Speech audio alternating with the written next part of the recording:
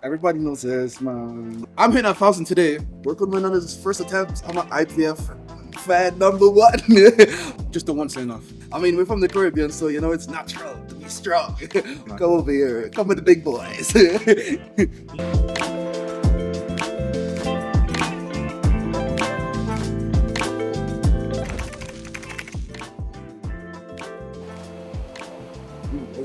What I saw this year, at least probably like regretting not going, because they had like I saw a little interview stuff that was like crazy though. I saw like endurance in the roof.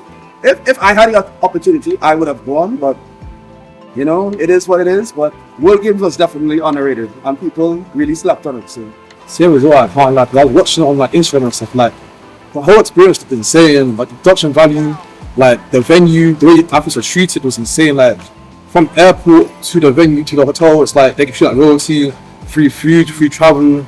It's like it's an insane experience. And I feel like a lot of people just slept on it because like they thought, oh, it's in China, it's too far away. But this happens once every like 4 or 5 years. Scored on GL points rather than total to total, which is like the main thing. Simpleton, Brittany, yeah, because she totaled a lower total, but her body weight was lower than Cynthia's, and she won, which is kind of crazy. But yeah, I mean, that's how the World Games rank it. So like, what we can do, like Having different competition with different like rankings is pretty fun. Like worlds by total, shuffles by breaking world record, and world games by GL. Like gives a lot of variety to like different competitions in sport, which I think is like pretty fun. The overall way the athletes were treated in general, I feel like by the whole country, they were treated very well. It was like a VIP experience in a way, which I thought was really sick in my opinion. oh, one more thing, the wraps and the SPD, like all Milikos, that was really impressive from China. Like, how much equipment it was like? 24 racks, something like shit. It was insane. I was impressed with that. Like,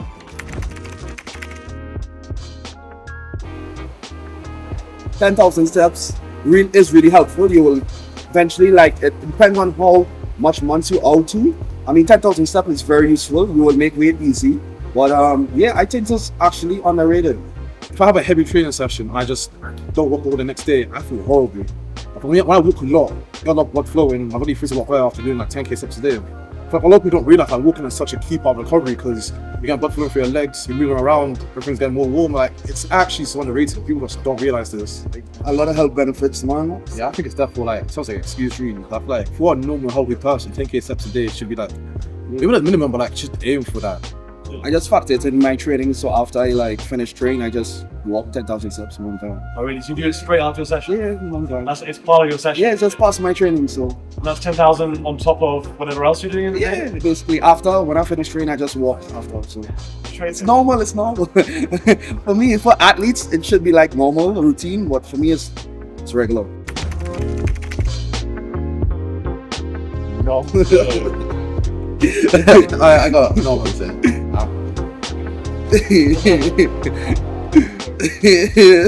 Bro, it's overrated. Too much, dog. Like, bro, the deadlift alone. No, so if you see this, then you steak, bro. You steak, Nonso. If you see this. Man is a legend, bro. He's strong as well. Don't get in front of him. Oh, he's cold. He's doing his thing. Did what 960 doubles the other day. 4 or 5 kilo deadlift double. Disgusting. I saw it in person. I was like, what's going on? But he's doing it. What? Vancouver's like 7 weeks, 6 weeks. So we'll see what he does then. I saw him in Germany, bro. It's taller than I expected, man.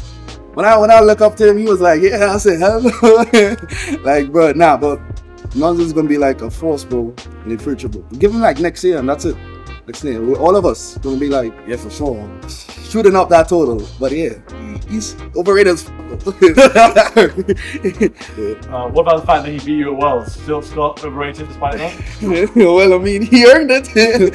Obviously, on the platform, we face each other, it'd be like going at it. But like outside of that, we're calm. What about the fact that you haven't had that head-to-head with him yet? Despite the same weight class, same age. I know. All the big comps are happening, but it's slightly different ones. It's like we're just slightly dodging each other. It's annoying because I was hoping that junior worlds would face each other, but like obviously show that worlds did to me. I think he did junior worlds, then open nats, then open Euros, then open worlds. Too many comps, so he needed a break. But we'll see what he does at the Vancouver, then we'll see what he does in open nats. So we should face each other then. I already got passed. 3, 2, 1. Okay, because I do high bar squats, and I think it's like, wow. Voila. But I think it's underrated. I prefer high bar because it helps me. It works for me. I never had a problem when I started powerlifting. I always did high bar, so I never had a problem with it. But You know, I used to do high bar, and obviously that's all I knew. So I got to, I think it was Euros 2023, subject Euros. I did 323 kilos high bar squat. Then I switched to low bar after that. My low bar squat's blown up since then. And I tried high bar the other day, and it just hurts. It hurt so much. Like, I don't know what I was on when I was squatting high bar when I was younger, but like I tried it recently, it hurt. Like, I can't squat. I gotta get a hoodie, a jumper, and a t-shirt when I squat high bar nowadays. It hurts too much. just because it's your traps basically. But yeah. I lost the skills to do the high bar. It's like, it is what it is. A lot of people trying to like convince me to do low bar, but I was like, you know, I was made for hard bar. But yeah, I would just say go build your traps. Come squat high bar. I mean, obviously I was 120 plus, I'm 120, so I feel like getting heavy in off-season is necessary. Like, but some guys get so heavy in off-season that 127, 128, 129. I feel like we're that heavy above the weight class. We cut down to 120, you're what, 8, 9 kilos lighter, your performance won't transfer over, in my opinion. It's kind of risky. I mean, it depends. Like, if it works for you, it works for you. I mean, you gotta do it like a couple times to know. So because I wouldn't do it personally. I would like get up to like the max, like 122, and like I'll be cutting like 6 weeks off just to make sure I make weight, you know. But personally, no thank you. I think it's just an artificial inflation of strength. Because when you're 128, you're basically literally 130. You don't know how cutting down that much will affect your leverages, your strength from the day, you also cutting as well. In fact, seeing a lot lighter in the off-season makes more sense because you don't need to be heavier to get stronger. You can be sitting like 123, 124, 125 max. That's what And get stronger at that weight. Because I feel like 125 max is like 5% is weight class, which means it's into another cut. You can do a duck cut and a wall cut. There's too many variables at play, which I don't know if mess around with. Yeah. Too risky. Risky business. Don't get big in the off season. Just stay light. It's not worth it. I promise you, it's not worth it. When you cut down to 120, or your weight class, you're seeing like 20 kilo drop in your total. That's probably why. That's crazy. Oh, everybody knows this, man. Overrated. Both saying overrated. Everybody knows this. For those 2 years. Everybody knows who's Rondel Hunte. Bro, Everyone says when he comes to IPF, he's just mugging everyone. that's it. It's like, yeah, he's cold. He's strong. I mean, he's clear right now. I feel like he's not as clear as people think he is. Just because if you compare rates of progression, I would say world progression faster than he is. Just because he's like what, 28, 29, he's old. Oh. So he's not just gonna watch us and say, Those juniors. But yeah. When he comes back next year, we're cooked. Okay, for 1 year. But after that year, we're juniors coming right up to you. We're gonna be right here. But yeah, Rondel, bro, he's a beast, bro. From my country. He's been competing since like years ago. Yeah, so you got like a lot of experience. So, I mean, we're from the Caribbean, so you know it's natural to be strong. But yeah, the water's just different over there. But we have a lot of strong athletes there as well. But Rondel is our like top athlete. So yeah, I don't know. He's a genetic freak. What do you anticipate from him at that World Championship? 1100. yeah, I forget 1100. He does do 1100. He needs to do 1100. 1100. He has to do. If he doesn't do 1100, his food will get. We'll clean him up. But 1100 will be there next year for sure. I think if he messes up, he can sneak up. Yeah. But I agree. if he goes 9 for 9, Yeah, that's it. You got it. I mean, knee sleeves it's a useful tool. I find it underrated because like it helps. It helps in training wise for your total. It protects your knees first of all, but yeah, it helps in total wise. That's why I think it's really underrated. I think it's overrated because when I first started powerlifting, I didn't really train with any equipment at all. Like bare knees, beltless. So I feel like a lot of people like rely on knee sleeves too much. At least for me, I feel like if I had to pick between like a belt or knee sleeves, I pick a belt.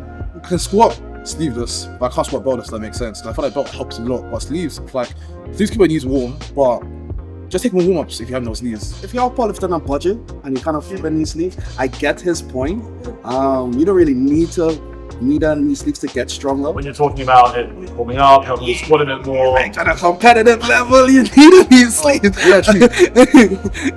Does his argument not convince you? I mean, on a competitive level, I hear it. Sleeves are very important because just get that extra kilo, which could be different from losing and winning. That's very important. I feel like for the average powerlifter, They rely too much on the sleeves. In general, sleeves are useful, but some guys focus too much on sleeves. Like, okay, yeah, I'll talk about stiff sleeves a tiny bit. Like, some guys think they need the stiff sleeves to squat big, but then the biggest squat in IPF doesn't even use stiff sleeves. So it's like, it's not damn important in my opinion. I mean, they got Olympics.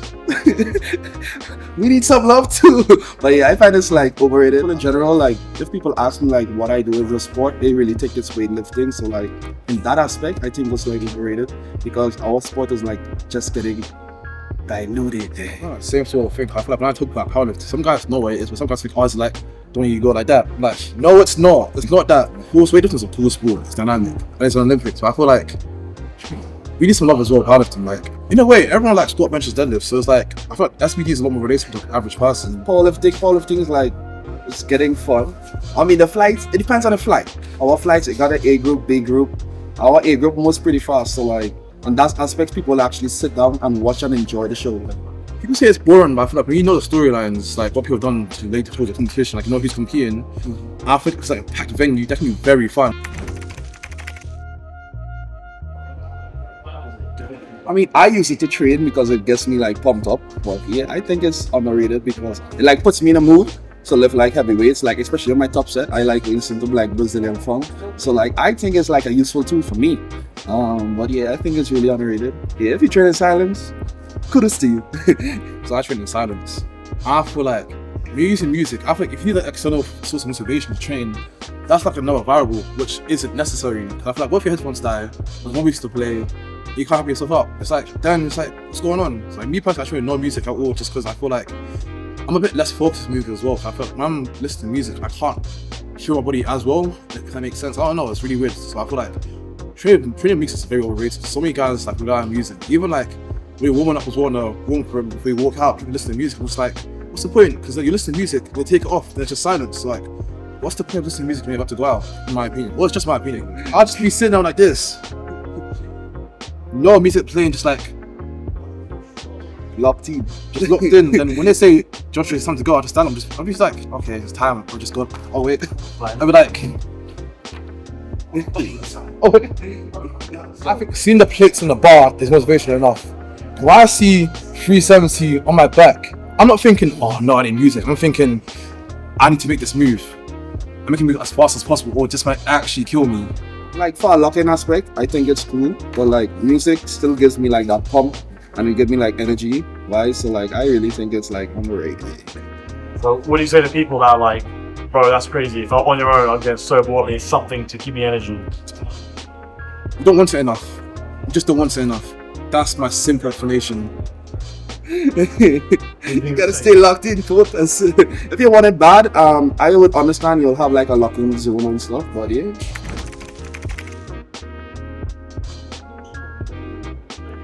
That's both. Yeah, it's both.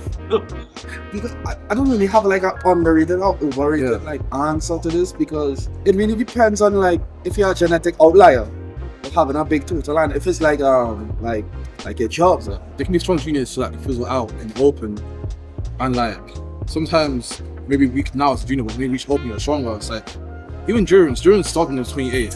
You think he's too old to like become strong? After he beat Russ, so it's like I don't think being strong or weak in juniors really matters, but I think the overall progression matters more. I feel like we see a lot of like young people who enter the sport get very strong but have horrible standards. Like they'll squat high, they won't pull on benches. In a way, your standards for matches a lot and consistency, because I feel like you can be strong and progress fast, but if your standards aren't there, when it comes to comp day, which actually matters the most, you just have a stinker. He sums it up pretty much. You can get strong as a young lifter and have like terrible comps downwards, but it's really about like technique, and the younger you are, the better you will be as you get older. So like, yeah. Like, no, RP is actually very useful too. Like 95% of the time you should follow your coach to RP. But sometimes you just gotta ignore your coach. Overshooting. When I hit that 1,000, the cap was like 8.5, 8.5. I just ignored the cap. I was like, I'm hitting 1,000 today by 5 by force. And I did it. I thought sometimes like obviously you should follow your RP all the time, but sometimes you go like not max out, but like see what your topping is just for confidence sake. So, like a lot of people stick to RP far too much. Like they think, oh, it was a tiny bit too hard, I got a sandbag my next session. But like sometimes it's meant to be a tiny bit too hard because you're trying to get stronger. Just because it's a bit hard doesn't mean you gotta now try a bit less than all your other training sessions, if that makes sense. But I think it's useful because like it can gauge where you are, like from a week 1 to a week 4 aspect. Like you can know what are your ranges and what you're supposed to hit, like not to overshoot. I mean, you as an athlete, you gotta be mature, like not to like fatigue your body, because like if you like have a comp like 2 months out, 1 month out, you wouldn't want to overshoot in a 1 month out because it will fatigue you and like affect like your comp total. But yeah, I think it's a useful tool athletes should use. But yeah, I think it's underrated for sure. It depends. If you're feeling stronger today, go for it. Yeah, run it. If you feel strong, just like load the weights. Let's see where you go. Yeah, run it. I would agree, like that's extra, because sometimes I just feel like strong and I want to bench press like 600.